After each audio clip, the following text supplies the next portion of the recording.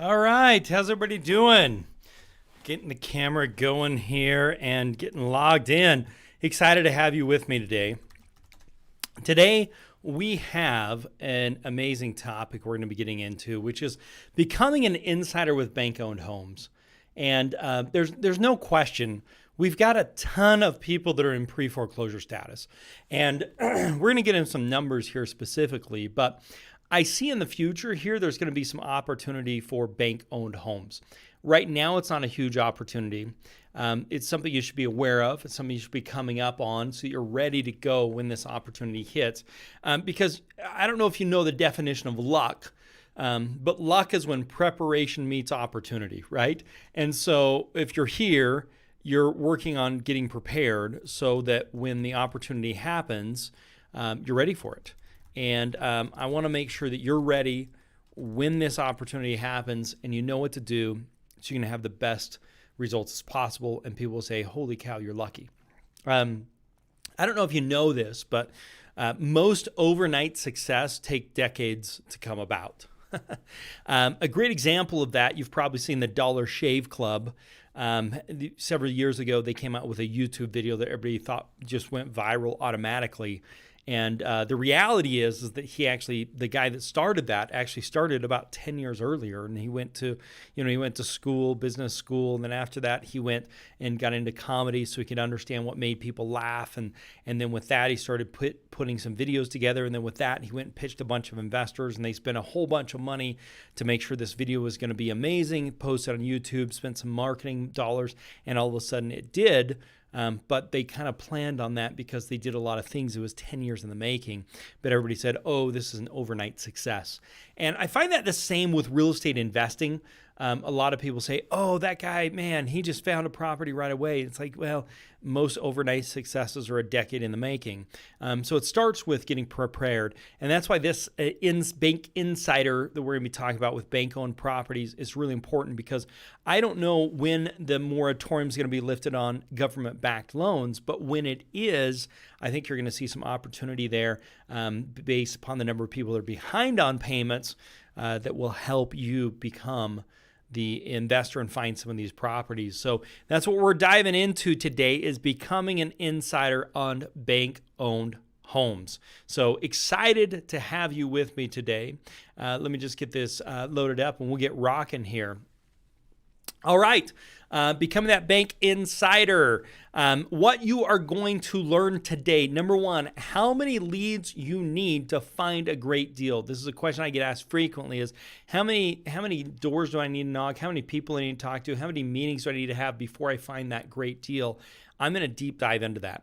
We're also going to talk about why postcards are something that can help speed up your success and how to use those. That's going to be part of our property finding tip. Marketing lists to go after, websites to find REO agents and REO properties. We're going to go through that in detail. And then warnings of wholesaling bank-owned homes. We're going to talk about those.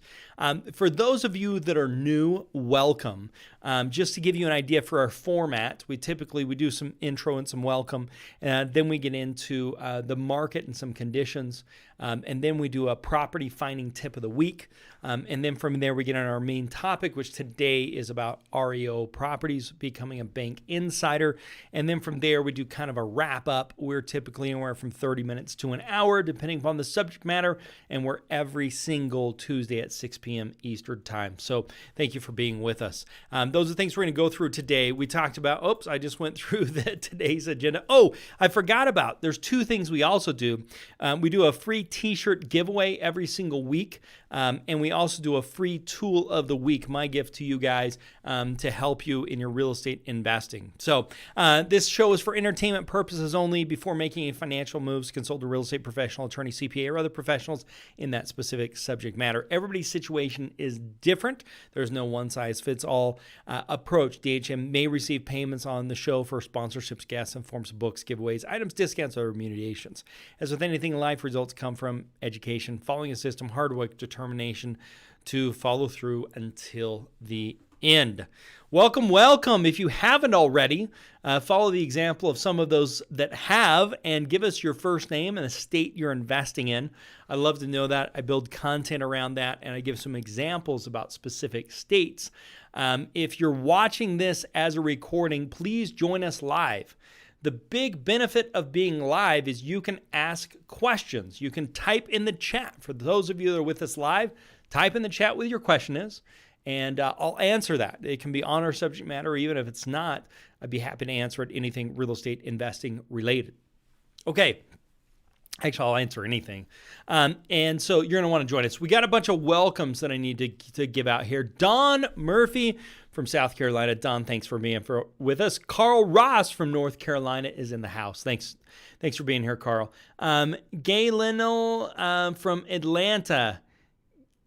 Let's see here. Curtis from Chicago and Vegas. Curtis, Chicago and Vegas are a long ways from each other. How does that work out? You're half and half or something? Let me know. Put it in here. Let's see here. Who else we got? Curtis. Roche, you've been here for a while now. Thanks for keep coming, Roche. I really appreciate it, from Atlanta, Georgia. And we've got Georgia and Louisiana. Let's see. We got a bunch of stuff to go over. I'm really excited, but if you have not yet put your name in here, let us know who you are and where you're investing. I know there's a lot more of you than are putting your names in here, and I'd love to give an introduction and say hello. But let's talk about our t-shirt giveaway. What we are giving away at the end of each live cast, we will announce last week's winner. Okay, so at the end of this live cast, we've already decided who last week's winner is. Their name is on the slides, and it's going to be coming up, and it may be one of you. Okay. What I'm looking for is people to ask great questions. They have great interaction. They comment on the recorded video. Once we do this live, the recording goes, and that actually is a video you can watch and go back and especially when you say, hey, Ryan, you talk so fast, no problem, go back and watch that recorded video. And you can leave some comments like what you liked about it. That can be really helpful. But those are the things that I use, and each week I choose one winner. So we're starting now for next week's winner. And if you like these live casts and want to see them continue, I really need your help. We're currently at 4,710 subscribers, and my goal for February was 4,710 subscribers. We hit our subscriber goal for February, and we still got about a week left. So we're hoping to actually do a little better than that. We reached the goal. Big thank you to all of you that are subscribers. If you're listening and you're not currently a YouTube subscriber to the Do Hard Money channel, please go and hit that subscribe button. And when you do, type it in the comments and say, I'm your newest subscriber. I mean, that could help you be our t-shirt winner of the week. But I put a little stretch goal. Because we got a little time left, I'm looking for 20 more subscribers. So my new goal is 4,730 subscribers by the end of February. So again, if you're not currently a subscriber, please go hit that subscribe button and let me know. It's a big help to us, big help to the channel. Let's see here. We have Curtis is mostly in Vegas. All right, I understand that. John is in Dallas, Texas area. Eddie is in El Paso. We got some Texans in the house. We love it. Also, when you're a subscriber, every single day I put out a new video. It's usually about a 3 to 7 minute video. Just depends on the topic matter. They're just quick little things that you can learn from. So are you getting a good contractor? That's an example. Or how a bridge loan works. That's another example of some things we're putting out. I just recorded a video earlier today that will be getting posted here in a couple of days. So please hit the thumbs up, hit the subscribe, and the bell notification will alert you anytime I go live. So if I'm doing something special, you get alerted to that. And again, that's the Do Hard Money YouTube channel. Leave a comment on the recorded video. But most importantly, please tell somebody about it. That's the biggest compliment you can give me, is telling somebody about this channel. Okay, I got to grab a drink.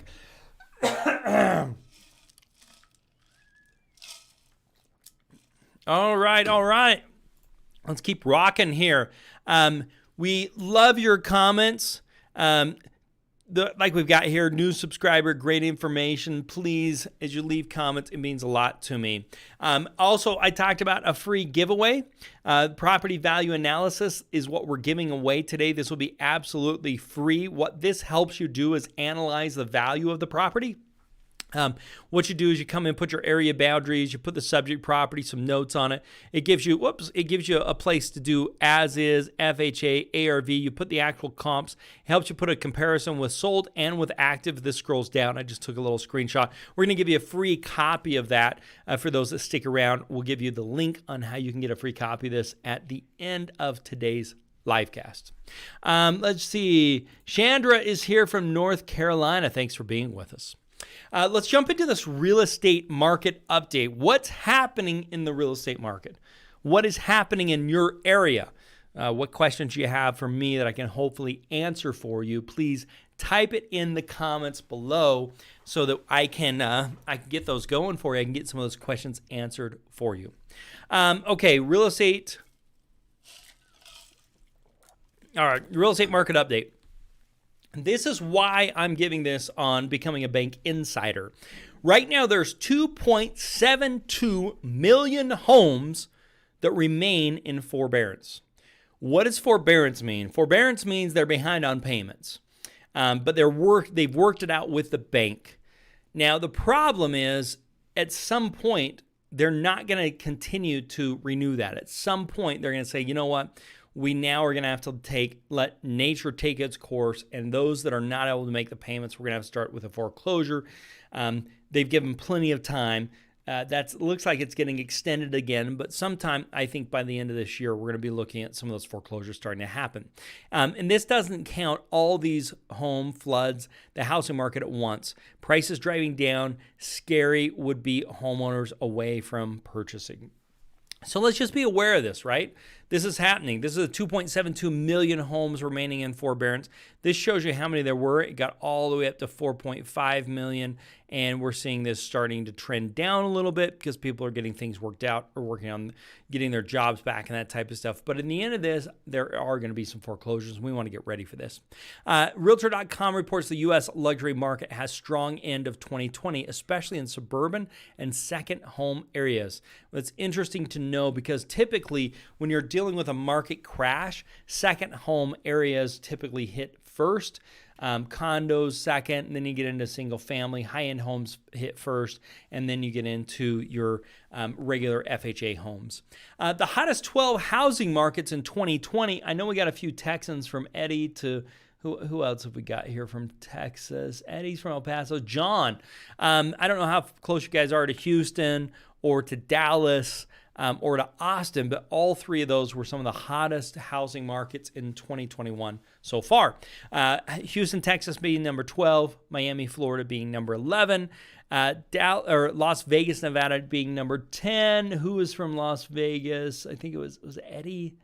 Who we got on here from Las Vegas? Trying to go through. Oh, yeah, Curtis. I'm sorry. Curtis is here from Vegas. Riverside, California, Washington, D.C., Dallas, Texas. Hey, as I'm going through these, if you're investing in one of these hottest housing markets, type it in the comments.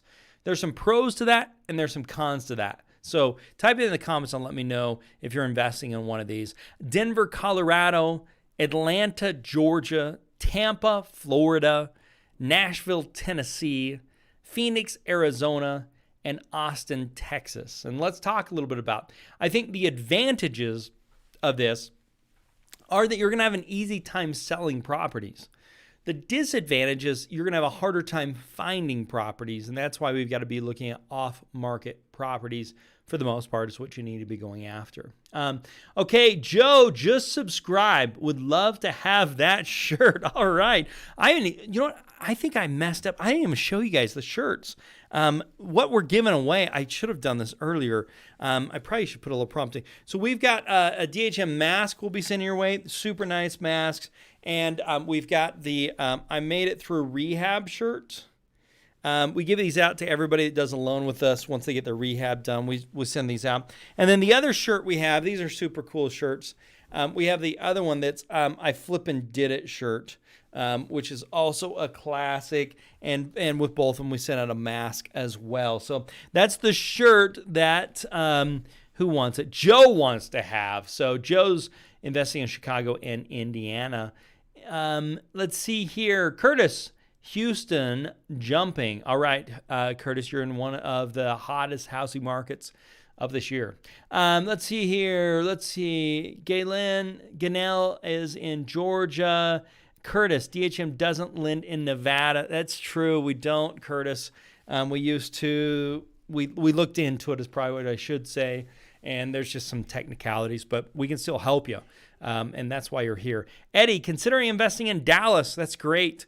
Dallas is a super hot market, so you've got to be prepared for the off market. Curtis says, love the shirts.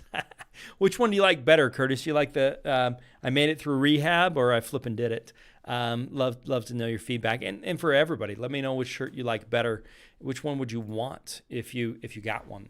Okay, open house cause traffic jams in crazy hot real estate markets. This is really important because as we talk about this, you want to be going after off-market properties. And so mortgage delinquencies in November fell to the lowest level since the start of the pandemic. 6% of U.S. mortgages, 2.7 million homes.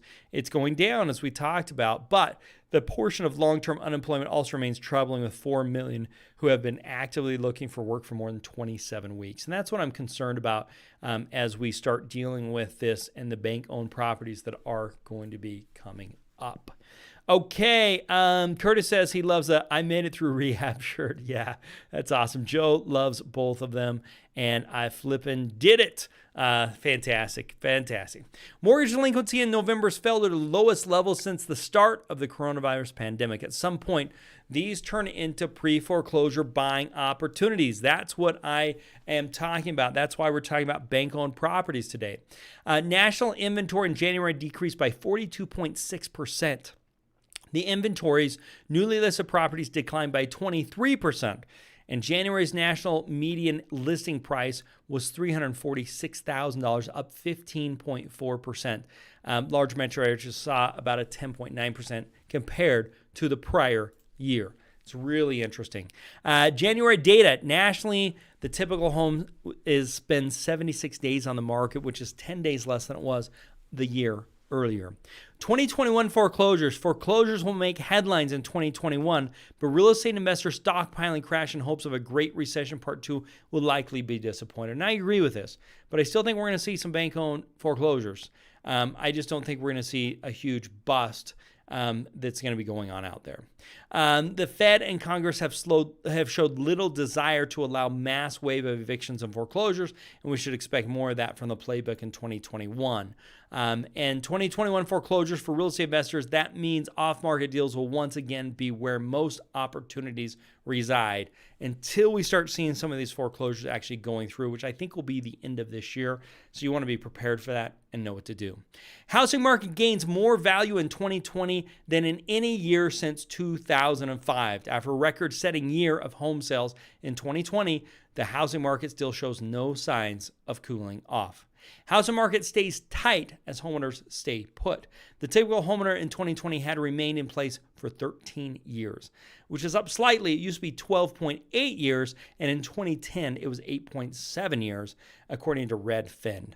Something to be aware of. People are staying a little longer. Once the inventory opens back up, I think you'll see that come down just slightly. 10 years, I think, is probably where most people end up. But you gotta think somebody that stays in our house for like 50 years really skews the averages. Home builders. KB Home, KBH, released Tuesday evening, shows builder went up 42% in purchase contracts. 42% more people put properties under contracts in Q4 than they did in prior quarters. It's the highest increase in quarter since 2005. The U.S. housing market. The housing market is expected to remain hot, but the frenzy that was hallmark in the majority of 2020 is likely to die down. This basically, according to Realtor.com, will be somewhere in between 2019 and 2020. Somewhere in between there is where we're going to end up in 2021. The U.S. housing market prices won't go down, but they won't keep escalating as rapidly. But high demand will continue to keep prices high. Estimating ranges 2% annual increase to around 6%. Mortgage rates could rise. While rates aren't expected to shoot up this year, they'll likely increase a little, moving back up around 3%. And we're seeing that right now, mortgage rates going up just a hair. Okay, President-elect Biden, his plan for first-time homebuyers. This has the potential to help make buyers overcome the major obstacles of home ownership, the daunting down payment. But with historically low inventory of homes for sale, the move could also hurt by exacerbating demand on rising prices. Biden's first down payment tax credit, if implemented, would create a permanent refundable tax credit for first-time homebuyers. First-time homebuyers, meaning you haven't had a loan in the last 3 years on a primary residence. Roche says she loves "I made it through rehab" shirt. I love that one too. President-elect's plan for first-time homebuyers. Shout out to Rocky if you're listening. That was one of his ideas. Some industry experts are little concerned about the tax credit. Are concerned the tax credit could cause a demand of rising prices. See, we have a problem with home affordability. We have a problem with inventory. If we all of a sudden make it easier where when you buy a house, you can write off the entire down payment. If you haven't owned a home in the last 3 years, that's going to keep prices going up. So the National Association of Realtors is concerned about that. Yoon, who is the Association of Realtors chief economist, says sales could be 20% higher in the third and fourth quarter compared to prior years. Additionally, he sees house price rising 5 to 10% in 2021. That's kind of what we're seeing. The other thing that Biden's talking about doing is getting rid of the SALT cap, which basically itemized deductions went away. He's talking about bringing those back. That can be really helpful for real estate investors, regardless of where you sit on the political side of things. All right, guys, let's jump into our property finding tip of the week. But before I do, what is happening in your area? What are you seeing? What's happening with inventory, with prices? Type it in the comments. I'd like to know while I grab a drink and we get ready to go over a property finding tip of the week.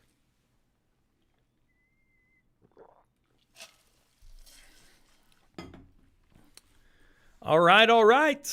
Let's do this. Property finding tip of the week. What I want to talk about today isn't not how to find the properties, but it's the strategy to use to get people to call you, which is called postcards. And postcards have been used for a long time, and many people just overlook it. Too many people underestimate the number of properties they have to go through to actually find a great deal. Okay, so let's talk about the numbers. And these are just some averages, so it will give you an idea for what we're seeing on the big marketplace, but it's not something that is exact, but it gives you a good idea. So for every 1,200 leads you get, that'll turn into 60 conversations, meaning you got to talk to 60 people. If you talk to 60 people, you'll end up with about 17 prospects. With 17 prospects, that'll turn into about 4 appointments, 4.25 appointments. That'll turn into about 3.18 offers, or just call it 3 offers, which will turn into 1 contract. So the question is how can I have 60 phone calls, 60 conversations? Because that's what's going to turn into prospects. That's what's going to turn into appointments. That's what's going to turn into offers. And that's what's going to turn into a contract. So you got to talk to about 60 people. And that's really what it's going to take in order for you to get a deal. Joe says his marketplace is super busy. I think we're seeing that almost everywhere. This is going to vary based upon location. It's going to vary based upon price ranges. It's going to vary based upon skill set. It's going to vary based upon competition. But it gives you an idea or something to shoot for. So how postcards really play a role in this? Postcards can save you time. You need to have these 60 conversations. So the question is, how are you going to end up getting them? So the first thing is you define a list to go after. This could be long-term owners or multiple properties owned or bankruptcy or involuntary liens or high equity, probate, estate sales. With all of that, you can use Investor's Edge. We actually pre-sort filters. Let's just take Dallas, Texas, for example. What we do is we create these buckets, these customized buckets across here. So vacant properties, this is how many vacant properties that are single-family houses that are unlisted that have equity in them, $50,000 or more. These are involuntary liens that are single family, not listed on the MLS, that have $50,000 or more of equity. These are ones in bankruptcy, single family, unlisted plus equity. All of these are not listed on the multiple listing service. We know have $50,000, or we estimate have $50,000 or more of equity, and are not listed on the MLS single family house. All of these are the ones that are vacant. These are the ones that have involuntary liens. These are the ones that have bankruptcy. These are the out-of-state owners. These are the non-owner occupieds. These are pre-foreclosures, and these are the failed listings. So that's what you're looking for. And so what you do is you actually put your list together. And if you're using Investor's Edge, that's already done for you. Out-of-state owners, free and clear, non-owner occupied, bank owns, vacants, whatever the case is, you build this list. And then as you build this list, you also want to combine it with equity, which is why I showed you the buckets we've already put together. And then you want to make sure it's a single family, maybe up to a fourplex. My filters are single family, but you can go up to a fourplex. These are unlisted that are currently not listed with an agent. And the question is, how are you going to contact these people? You could knock on the door. If they're out-of-state owners, that's not going to work. You can call and SMS them. You've got to skip trace them first, which is great. You can send them postcards. You see, some people you'll send a postcard to and you'll skip trace, but you won't be able to get their number, but the postcard could reach them. So you're getting people that you wouldn't otherwise get. You can network to get referrals. So let's talk a little bit about postcards. Curtis is saying Chicago, a lot of those and multi-units available. Yeah, there is a lot for sure. Okay, on the postcards are going to run you about 50 cents depending upon the volume that you send. The more you send, the cheaper. The less you send, maybe a little bit more, but typically about 50 cents. That's postage, printing, sending, mailing, the whole deal. You don't need to run a skip trace to send a postcard. That's a nice thing because skip trace are going to cost you like 12 cents, I think, is what they're at right now. You want to send the postcard to where the property tax notice is being sent, not necessarily to the property. You want to send it to where the property tax notice is being sent to. And I like to send the 4.25 to 4 and a quarter by 6 rather than the oversized postcards. I just don't think the oversized are worth the money. Roche saying too many bidding wars and overpriced. Roche, are those MLS properties or are those off-market properties? I'd be interested to know what's going there. The message on your postcard has to have a message to match the audience. For example, burnt out landlord message should be about the hassle of tenants. Behind on payments should be about facing foreclosure. For our bonus, our members, they have access to over 100 postcards that are already pre-made and ready to send. You just come here and go to campaigns and you come to postcards. Let's just go next here. And these are different. This is a facing foreclosure. This is warning, thinking of selling, good house, bad house. You need a quick sell. So there's over 100 different, cash for your house. So you can match the message to what you're actually trying to send. Houses wanted, whatever the case is. So these are all here. You simply just select them. You already have your information in. So it will mail out to whoever the owner is. It'll put your phone number in and it's all ready to go, which makes it super, super easy to send out some of the postcards. But the point is you want to have the message match who you're going after. Let's see here. Yeah, Roche, I'm really wondering, are these on off-market properties or are they properties that are currently listed that you're getting lots of offers on? Because if you're talking listed properties, that's the case everywhere. Upset calls. You are going to get calls from upset people. Okay, they're going to be saying, hey, how did you get my information? How did you get my phone number? I don't want to sell. You'll get a few calls from people who do want to sell. The key is having enough mail consistency to get deals. Start with a small sample size. I typically do 2,000 to 4,000 mailers. I'm doing a mailing campaign next week, the week after actually, March. The 1st of March is I'm doing mailing. I think we're doing 1,500 postcards.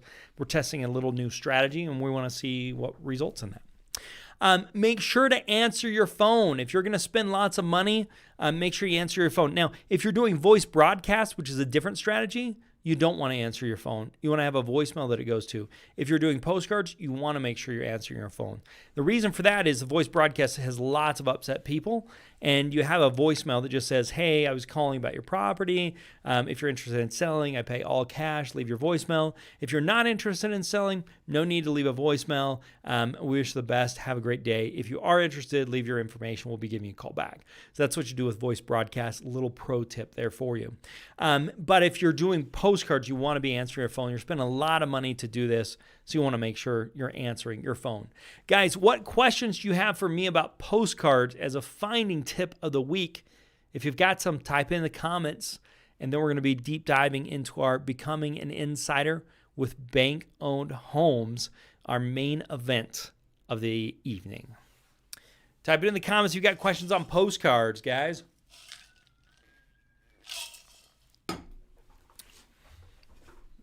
All right. Well, we're going to keep going. I don't see any yet, but as they come in, I'm happy to answer them for you. I want to make sure you're getting what you need out of this. Becoming an Insider with Bank-Owned Homes. Today, what you're going to learn is how many leads you need to find a great deal. Marketing lists to actually go after, websites to find REO properties, how to find REO agents, and some warnings about wholesaling bank-owned homes. I recognize there may not be a ton of bank-owned homes right now or when you're watching this, but there's over 2.7 million homeowners in default in the U.S. as of right now, and this could become an amazing opportunity in the future. Let's talk just bank-owned homes. Once the bank does a foreclosure, the property is now bank-owned or REO. So this is after the foreclosure's already been done. Prior to that is called pre-foreclosure. And we've got all kinds of stuff on pre-foreclosures. If you haven't seen it, you're going to want to check it out. But REO stands for real estate owned. And this is how the bank considers REOs a non-performing asset, where before the loan was a performing asset because he's making those payments or could be making those payments. Because they are an asset, but they're not making any money, it's called a non-performing assets. And banks are motivated to sell these properties, but they are not stupid about it. They're not just going to give them away. So REO can limit banks. It can limit their lending power and put them in trouble due to stress tests they can get from government agencies. And so the banks really want to limit the amount of bank-owned properties they have to a manageable level so it doesn't hurt their ability to borrow funds in the future. I have done a couple of bank-owned deals. I've done a lot of bank-owned deals, actually, but the one that I wanted to share with you today was a property that I was working as a real estate agent to do a short sale on. And I brought him an offer. It was a new build property. That new build property is all about the builder finished it up. They did all kinds of nice stuff. They finished it way over the top. And the market started to correct. And this is right in the 2008 and right before the crash, but it's starting. So I listed as an agent, brought an offer for $1.2 million. I think we're asking like $1.5 million. And the bank said, no, we're not going to take it because that was less. About 1.5 would break the builder even, 1.2 would be a loss. And so time went on, and then we got an offer for like $1 million, and we took it to the bank, and the bank said, nope, we're not going to take it. And then we got an offer for like $800,000 and took it to the bank. The bank's like, why don't we get that offer back at $1 million? And said, the market's changed, and you're chasing the market. And then we ended up getting an offer for like $600,000. They're like, nope, we're not going to do it. So then what happened is the bank actually went through on the foreclosure, and the bank called me out of the blue, and it's a smaller bank. And they called me out of the blue and they said, hey, do you know anybody that's going to buy this property? Because we really need to get this property off our books, meaning from a non-performing asset to a performing asset. And I said, this is Monday morning. I said, the only one, and they had to have it done by Friday. And I said, the only one crazy enough to do that would be me. And they said, well, are you interested? And I said, well, would you finance the property for me?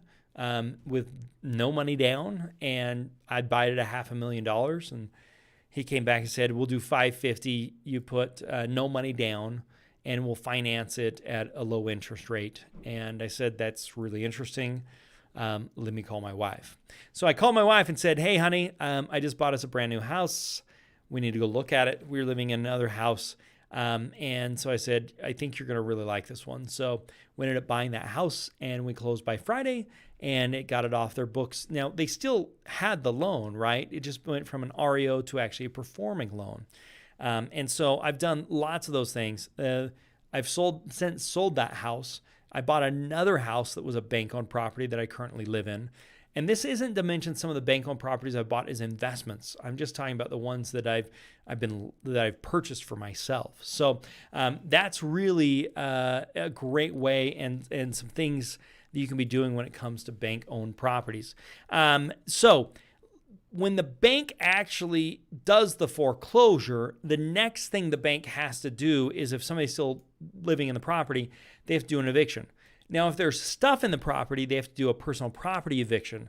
If there's not stuff in the property and the person, they just have to do a property eviction. And many times the banks have to evict the person that was the former owner. After the property's foreclosed, they've got to do the eviction. And the bank then has this assessment that they do. And they say, what is the property worth? What's it worth as is? What's it worth once we fix the property up? And then they run a formula. And with that formula, they decide if they want to see about going as is or ARV.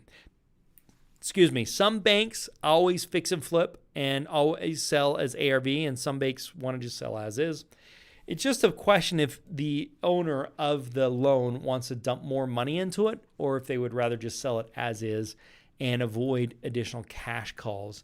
And so they have a formula they run, and with that, they make a recommendation to either sell it as is or do after repaired and fix the property up.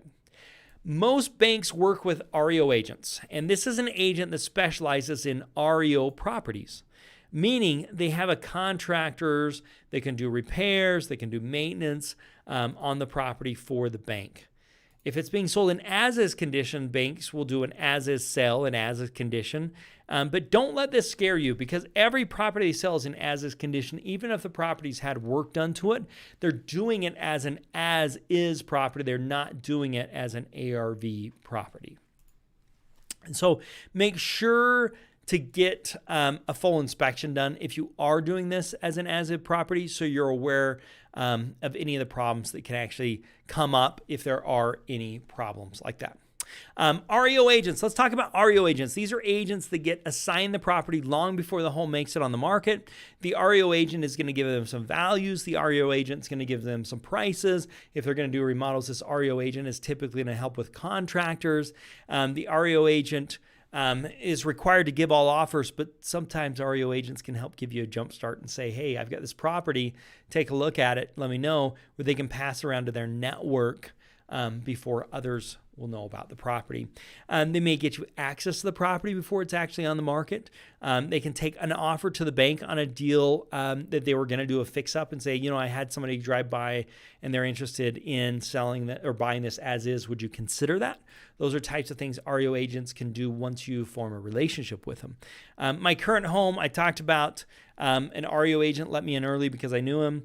I was able to run my numbers, look at the property, make a determination, say, hey, I'm willing to buy the property, and here's what it is, so I could be one of the first ones to get an offer out there.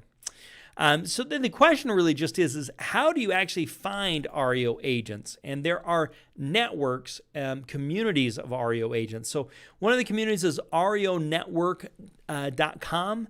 And the reason why there's this network is banks can go to REO Network and they can find REO agents to help them. And so REO agents pay a small subscription fee to be listed on that site. And then they're part of a community. They share best practices and they can work together. And then banks are going here to say, hey, I need an REO agent in this area. This is another one. This is REO Broker, same thing. You can do a search if you're a bank. If you're an agent, you can go there. If you're an investor, you can go talk with them and say, I'm looking for these types of properties.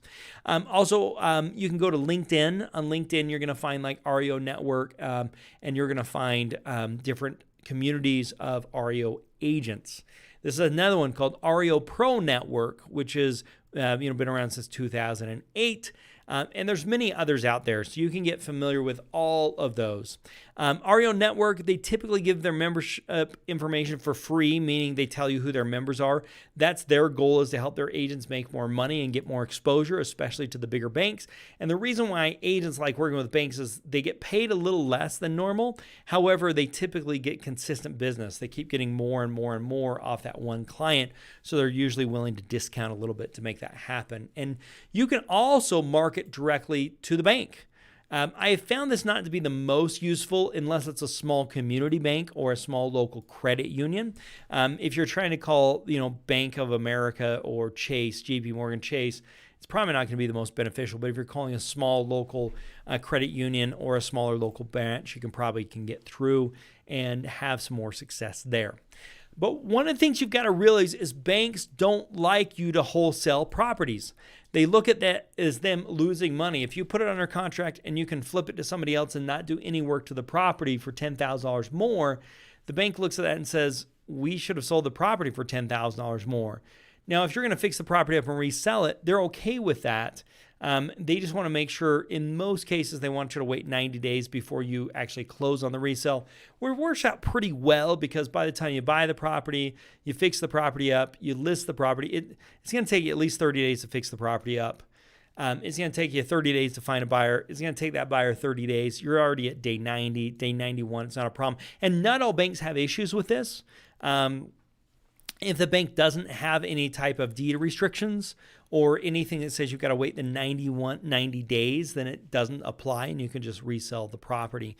But if it is a bank-owned property and you're trying to wholesale it, they don't like that. So I wouldn't recommend that strategy if you're trying to wholesale properties. You can try and you can see what restrictions they may put in place.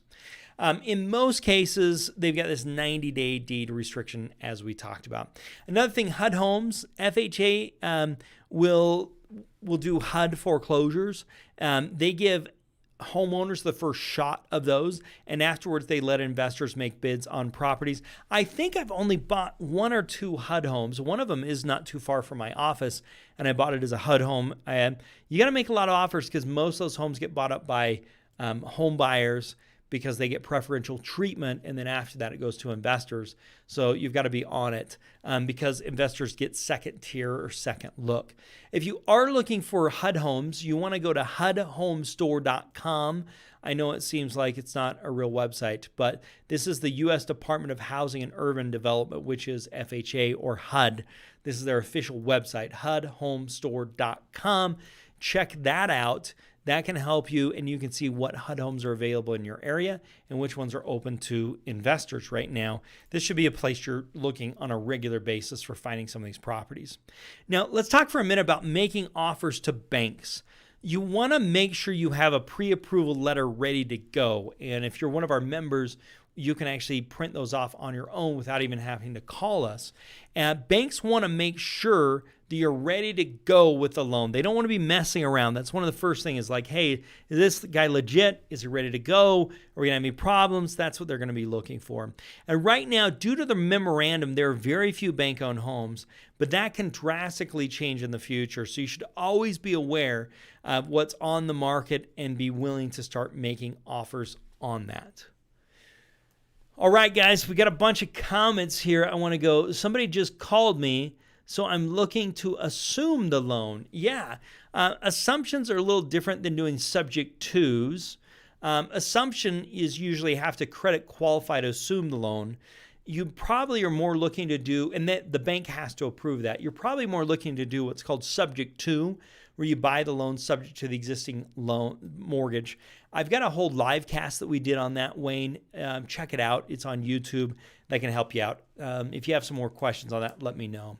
Rashay says, one was an off market and the rest is MLS over 45 days old. Yeah, Rashay, especially in Atlanta, I wouldn't be messing around on the MLS to find properties. It's just going to be super, super hard.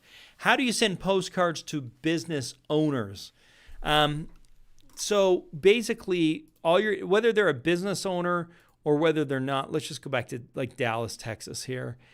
It doesn't matter who the owner is. Like if it's owned by an entity, let me just grab one of these. It doesn't matter Okay, this is an owner. This is an LLC. This is a company.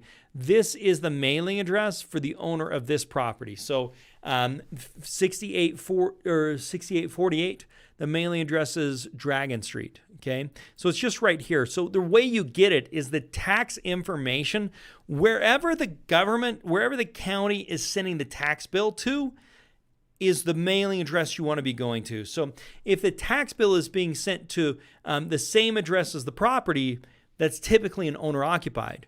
If the property tax bill is being sent somewhere else, that's considered a non-owner occupied because the tax bill is not being sent to the property, it's being sent somewhere else. Now, we'll take it a step further. If the tax bill is being sent outside of the state, that's called an out-of-state owner, right? So this one is a non-owner occupied because the tax bill is being sent somewhere else and it is an LLC that owns it, and that's where the taxes is being sent to. Roche, I hope that helps. Chris says, hello, everybody. Thanks for being here, Chris. Appreciate you. Let's talk. If you are interested, if you're currently not a member, you're going to want to check out our Find Fund Flip system. We have dozens of hours of trainings. We have deal finding software. We have access to our 100% financing loans. DoHardMoney.com/get started. Check it out. We just put a link in there. You can click on that. DoHardMoney.com/get started. Wayne says, I'm ready to go ahead and submit the rehab application after my review Thursday. Fantastic, Wayne. We're excited. We're excited to work with you. Let's see here, Chris. I just missed out on subject 2. Will this stream be available later? Of course it will. This will go to a recorded copy, and then you can watch it. And I do have subject 2s last week. You can go onto YouTube and find it.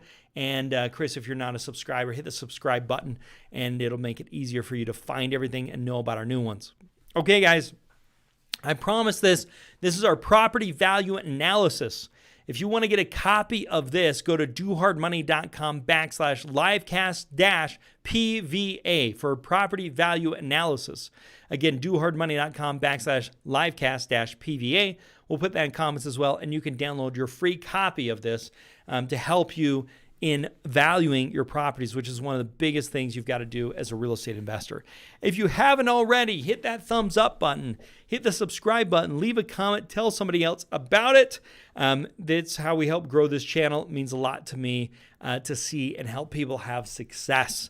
And again, go to dohardmoney.com/livecast-PVA so you can get a free copy of the property value analysis. Now, what would you guys like to have for future topics? I've got some on the screen here. Type in the comments, what would you like to have as a future live cast about? Because we want to make sure you're getting what you need out of these. All right. And that we just posted that. dohardmoney.com/livecast-PVA to get a free copy of that. If you'd like to see some of the subjects, type these in the comments. If it's the recorded video you're listening to, type it in the comments there. We check those comments. We'll make some live casts around this. And if you have enjoyed what you've heard today, check out my podcast. It's called Income Hacker. Income Hacker, and you can check out other topics. You can listen to that on iTunes or Stitcher or Spotify, wherever you listen to podcasts. Even your Alexa and Google Home, you can say play Income Hacker podcast, and it will play. And I'm getting some feedback. Andy wants to know more about probates. That's awesome. I can help out a lot with that. Curtis wants to know first steps in getting started. Chris wants to know virtual wholesaling. Michael wants to know about income properties. Great. We're hearing all kinds of things. Andy put probate in twice. I love the enthusiasm, Andy. Curtis, I just finished the course and now I'm ready for first steps. Fantastic. Let's do that, Curtis. I'm excited about it. Andy's like, probate again. Okay, guys, it's time. It's that time. Let's give away our t-shirt winner of the week. Okay. Who's with me? We need a drum roll. Let's get excited about this. Okay, guys, our winner of the week. And I think this week it's I Flippin' Did It shirt. But honestly, if you like one over the other, let me know. And as long as we have your size, I'm happy to send it out to you. But we're going to be giving away the I Flippin' Did It shirt. And we're giving away the Do Hard Money mask. Our winner for last week is Marissa Stokes. Marissa, you with us today? I hope so. If so, put it in the comments. Please, everybody, give Marissa a thumbs up. Give her a high five. She is our winner of the week. Thank you for your participation last week, Marissa. You are our winner of the week. To claim it, go to support@dohardmoney.com. Shoot an email over, support@dohardmoney.com. In the subject, put shirt winner. Put your screen name or your real name, your mailing address, your cell phone number, and your shirt size, and we'll get you over your free shirt sent out. Lewis, hello everybody. I'm having a hard time finding properties in my area. However, how do I get 100% financing? Lewis, great question. Finding a good property is how you get 100% financing, because when the lender takes on more risk, you've got to find a better deal for that. So, or you can use alternative ways. So we have a whole thing on 17 ways to get 100% financing. Lewis, you're going to want to check that out. It's going to help you immensely. And then secondly, you're going to want to be using the tools for off-market properties like we've been going after. And I've got several other live casts about that. So I'd highly recommend you check those out. I hope that helps. If not, hit me up with some more questions. Let's see here, Roche. Yes, you are welcome. Chris gives a thumbs up to our winner of the week. Okay, guys, for all those who participated this week, and for those who will participate throughout the week by watching the recorded version, find out next week if you are the t-shirt winner. Show up next week, same time, same place, Tuesday, 6 p.m. Eastern Standard Time. We will tell everybody who the winner of the week is. We'll have a new finding tip of the week. We'll have a new main event where we go over something like we did today, where we talk about bank-owned properties. If you haven't already, please grab that property value analysis. Go to dohardmoney.com/livecast-PVA. Again, dohardmoney.com/livecast-PVA. to claim your free copy of that. Lewis says, thank you. Jermaine says, Seattle area. All right, Jermaine, thanks for being with us today. All right, guys, thanks so much for being with me. I'll be here same time, same place next week. In the meantime, make it a very profitable day, and bye for now.